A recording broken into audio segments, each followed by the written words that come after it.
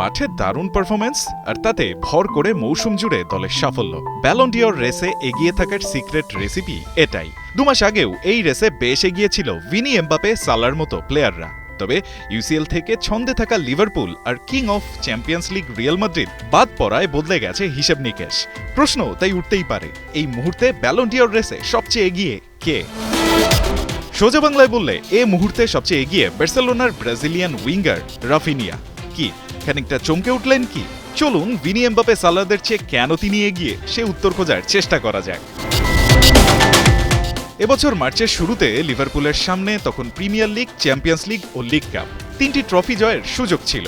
তবে চ্যাম্পিয়ন্স লিগের round of 16 থেকে বিদায় আর লিগ কাপের ফাইনালে নিউক্যাসলের কাছে হেরে 5 দিনের ব্যবধানে 2টি শিরোপার সুযোগ হারায় অল রেডরা। আর এটাই সালার ব্যালন ডিওর জয়ের স্বপ্নকে ধূলিসাৎ করে দিয়েছে, ম্লান করেছে প্রিমিয়ার লিগে তার 33 ম্যাচে 27 গোল ও 18 অ্যাসিস্ট করা আগুন ছড়ানো সিজনকে।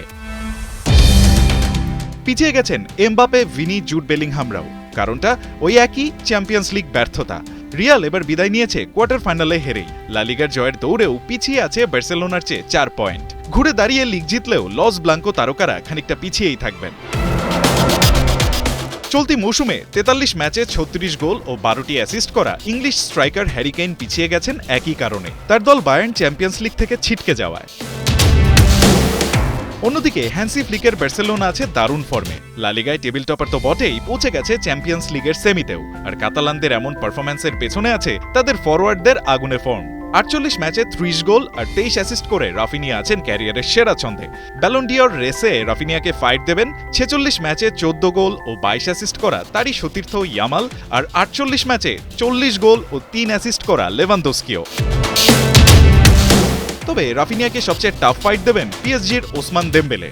এই সিজনে প্যারিসিয়ানদের হয়ে 42 ম্যাচে 32 গোল ও 11টি অ্যাসিস্ট করেছেন এই ফরাসি তারকা। তাছাড়া পিএসজি চ্যাম্পিয়ন্স লিগের সেমিতে ওঠায় সুযোগ আছে ক্লাবের ইতিহাসে প্রথমবারের মতো ইউরোপ সেরা ট্রফি ঘরে তোলার। তা ঘটলে দেমবেলেও এগিয়ে যাবেন ব্যালন ডিওরের দৌড়ে।